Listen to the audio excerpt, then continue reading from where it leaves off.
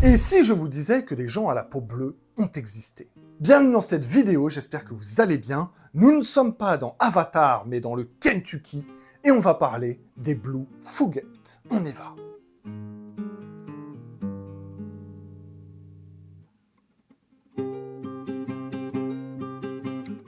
Mais avant de commencer, si vous ne voulez pas que je devienne rouge de colère, on s'abonne à la chaîne et on like la vidéo. Merci beaucoup.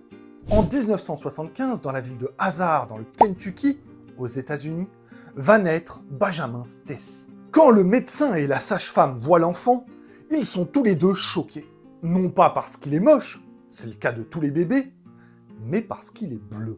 C'est évidemment la catastrophe. Le bébé manque sûrement d'oxygène, sa vie est en danger. Il faut le transporter d'urgence aux urgences.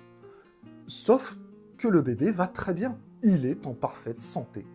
Les médecins ne sont pas convaincus et l'envoient faire une série de tests au centre universitaire du Kentucky. Mais là encore, aucun problème. Ce bébé est bleu, mais il va bien. Ce n'est pas un problème de santé, ce n'est pas un extraterrestre non plus, alors d'où est-ce que ça vient? C'est la grand-mère qui va révéler la raison de cette couleur de peau. Et il nous faut remonter dans le passé sur la piste des Blue Fugget.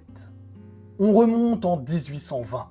Martin Fugget, un Frenchie orphelin, débarque au Kentucky et s'installe dans la région des Appalaches, sur les rives de Troublesome Creek.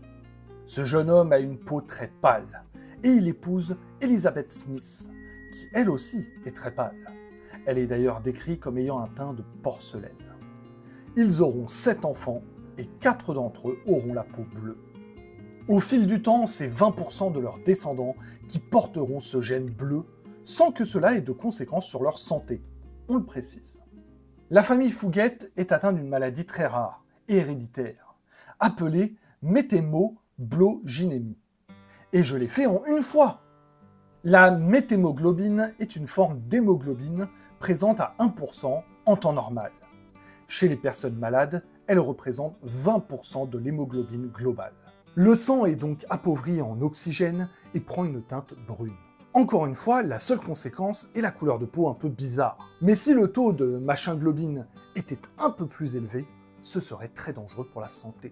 Les époux Fugget possédaient tous les deux ce gène rare, et leurs enfants en ont été atteints. Le truc, c'est que la région du Kentucky était un peu isolée. Il faudra attendre 1910 et l'arrivée du chemin de fer pour qu'elle s'ouvre au reste du pays. En attendant, les rares familles du coin se sont mariées entre elles, et ce qui était au départ des unions entre voisins sont devenus des unions entre cousins. On a fait une vidéo il y a quelques temps sur la famille, une secte parisienne de 4000 personnes réparties dans seulement 7 familles.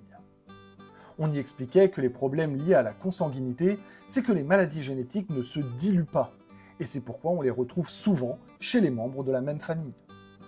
Dans le cas des Blue Fugget, c'est pareil, et il fallut 6 générations pour que la maladie s'amenuise.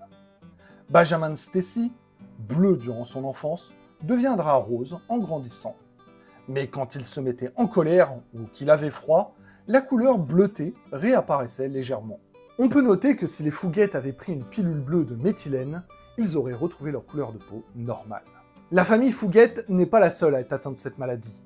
Le caressant le plus célèbre est l'américain Paul Carasson, surnommé le Grand Schtroumpf. C'est tout ce qu'on peut vous proposer. On fait avec les moyens du bord. Si vous voulez nous soutenir et nous aider à faire des gags plus visuels, abonnez-vous à la chaîne, likez la vidéo, mettez-nous en commentaire à quel point vous nous adorez. Nous, on se retrouve bientôt pour une nouvelle histoire, et à la prochaine.